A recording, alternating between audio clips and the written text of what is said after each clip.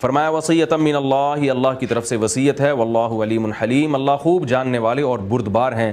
بردبار کا مطلب کیا ہے کہ جاننے والے کا تو مطلب بالکل واضح ہے کہ اللہ نے سب کچھ جانتے ہیں، تو اس علم کے مطابق اللہ تعالیٰ نے تمہیں احکام دیے ہیں۔ بھئی یہ یہاں پر کچھ میرے خیال ریکارڈنگ میں کچھ گڑبڑ ہو رہی ہے۔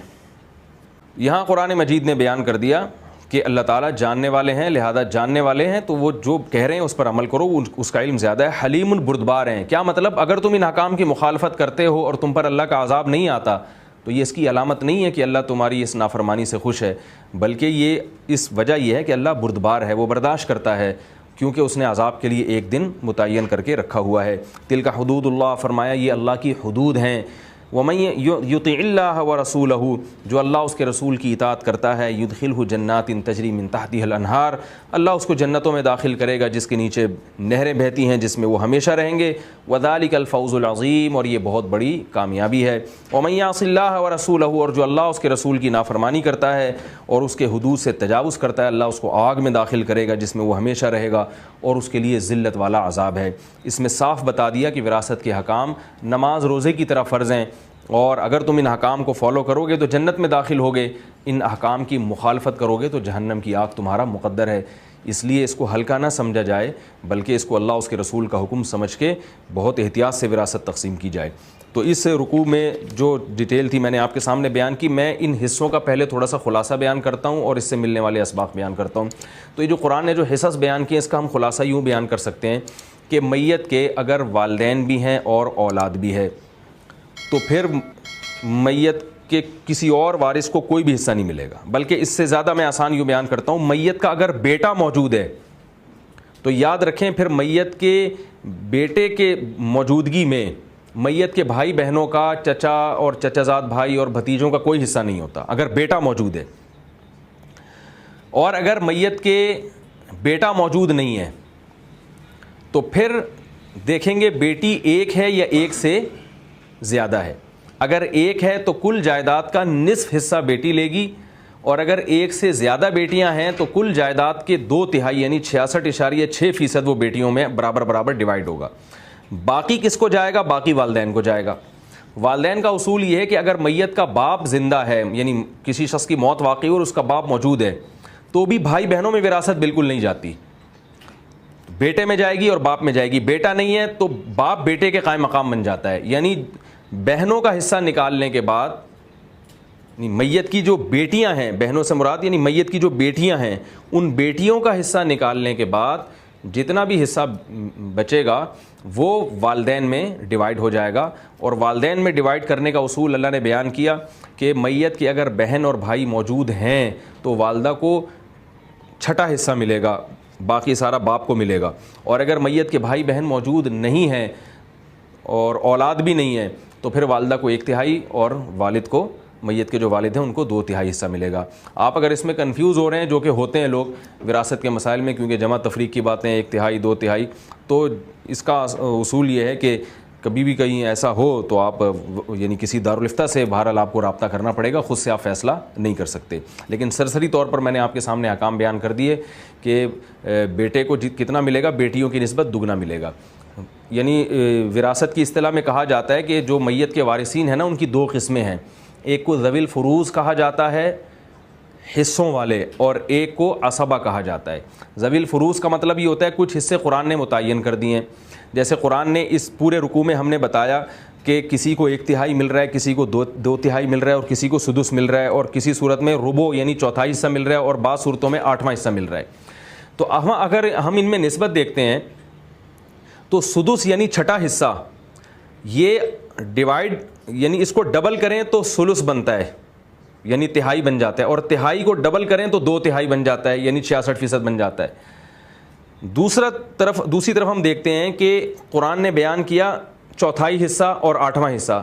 1/4 حصہ اور یہ جو سدس، ثلث اور 2 ثلث ہے، ان میں آپس میں مناسبت نہیں ہے، یعنی 1/4 بالکل ایک الگ کیٹیگری میں آتا ہے اور 1/3 بالکل ایک الگ کیٹیگری میں آتا ہے۔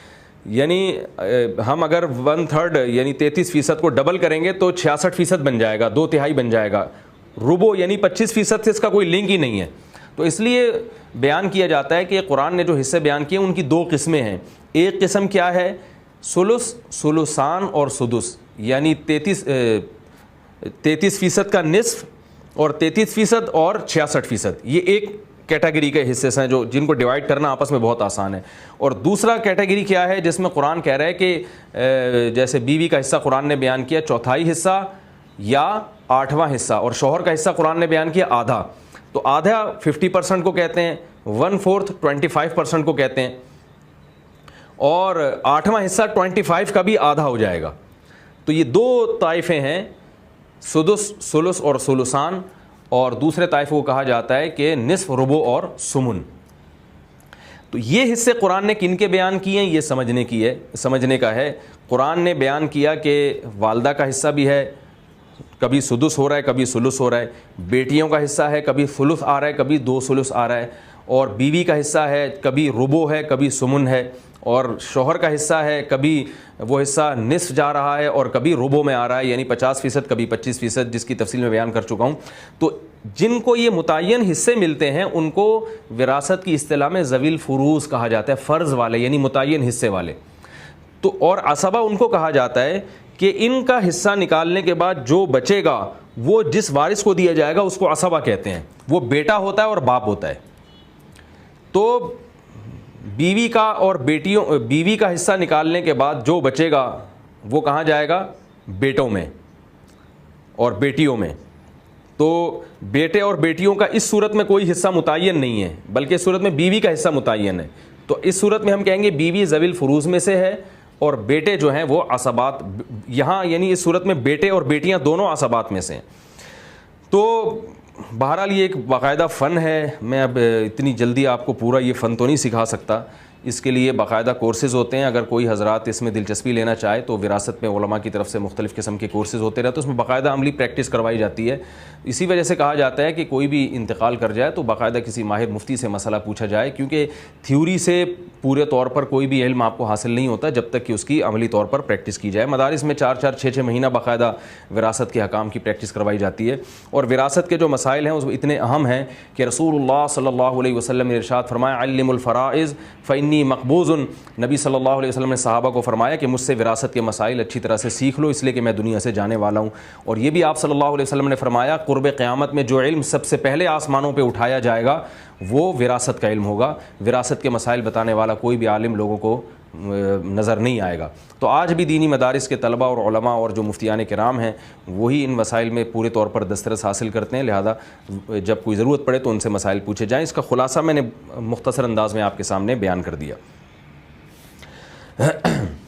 ان احکام میں یعنی اس رکوع میں ہمیں اسباق کیا ملتے ہیں. پہلا سبق تو جو میں نے رکوع کی شروع میں آپ کو بتایا تھا کہ اللہ نے وراثت کے حکام کو وصیت سے تعبیر کیا ہے. وصیت کہتے ہیں انتہائی اہم حکم. دوسری بات ہمیں یہ بھی پتہ چلتی ہے کہ اللہ نے بار بار بتایا کہ دین اور وصیت نکالنے کے بعد جتنا بچے گا اس میں وراثت جاری ہوگی. تو پتہ یہ چلا کہ یہ جو میت کے مال میں سے صدقات و خیرات کرنا شروع کر دیتے ہیں لوگ، یہ بالکل حرام ہے، بالکل ناجائز ہے. وراثت پوری ڈیوائیڈ کر دی جائے، پھر جس کے حصے میں جو آئے وہ اپنی خوشی سے کوئی صدقہ کرنا چاہے تو کر سکتا ہے.